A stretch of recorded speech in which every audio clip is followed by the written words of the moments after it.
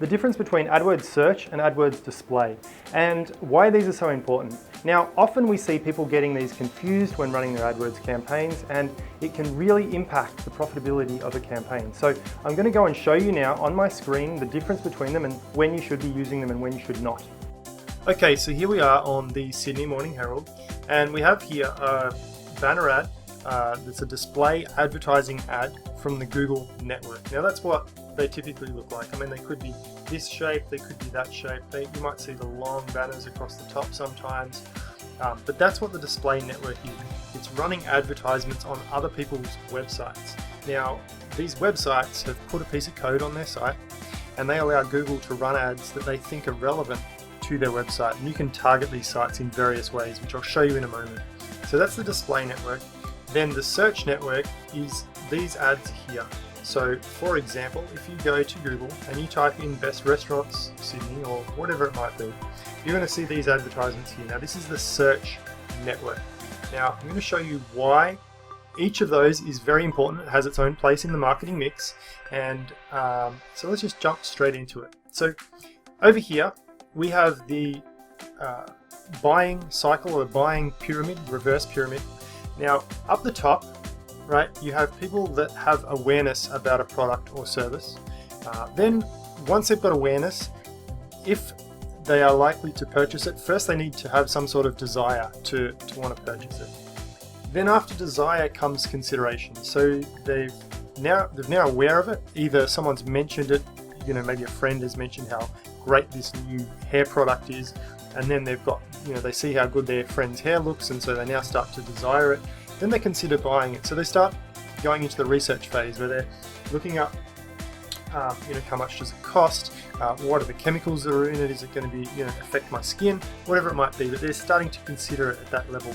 They haven't got to the decision buying point yet, but when they do, you can see the decision point is much smaller. There's a lot less people in the decision point than there is in the awareness point. So this is where display advertising is really good.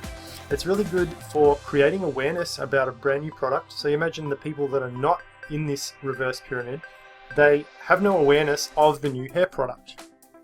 And so by running these type of ads, these banner ads, you can create awareness of the product, and you can start to potentially create desire as well for the right type of people. And then you can move them through the buying process to where people actually give you money. The other thing is, particularly for new businesses, we always recommend that you start right down here at the point where people are going to be most likely to give you money.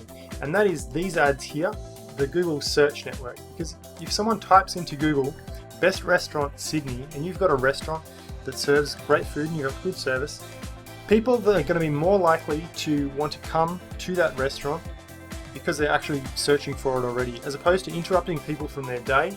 I might be on Sydney Morning Herald and there's an advertisement for a restaurant. Sure, it's likely that I may want to go to a restaurant, but there's a high probability that I probably won't as well. Whereas people that have gone to Google, they've typed in a specific term and they see these ads here, they click on them and they go to the website, they're more likely to purchase because they're right down the bottom of the buyer's cycle.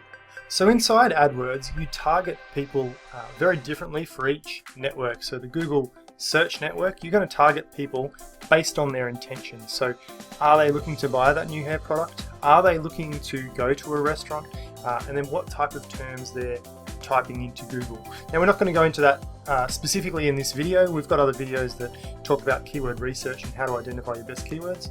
But what I wanted to show you is how the display network, you can target people differently. If you've got that type of new product that you're trying to create awareness for, or that new business that you're trying to create awareness for. So let's say you've come up with a brand new product. I mean, recently people came out with those skateboards with the wheels on either end, you know, those hoverboard kind of things, and they were brand new. No one knew of them.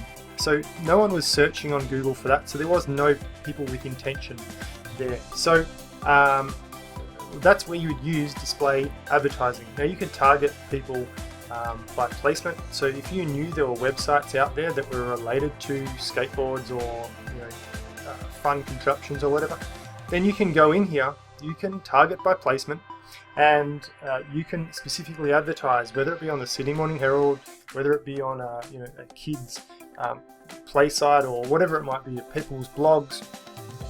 You can specifically target those sites. You can also target by topic. So if we go in here and we go add, let's just do that. And then what we can do is we can target by people that are in the market for our product or service. So let's just say, for example, what do we got here? Babies, children's products, toys and games. So we might target people that are in the market. It means they're looking to purchase children's toys or games.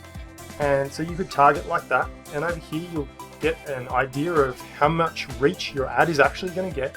So in this case, we're targeting a very small area. I mean, it's just a dummy account. But you know, you could get from 0 to 100,000 impressions per week. So we can target that way, and we can also target by their interests and remarketing. So if once again we go in here and we might want to target people that have already been to our website, and we want to bring those people back. This is not so much of an awareness campaign, but it is in the display network, and that's if you look at some of our other videos on how to do retargeting, then you'll see that very clearly step by step how to set up your retargeting. But you want to be bringing people back to your website, and it's the Google display network that allows you to do that.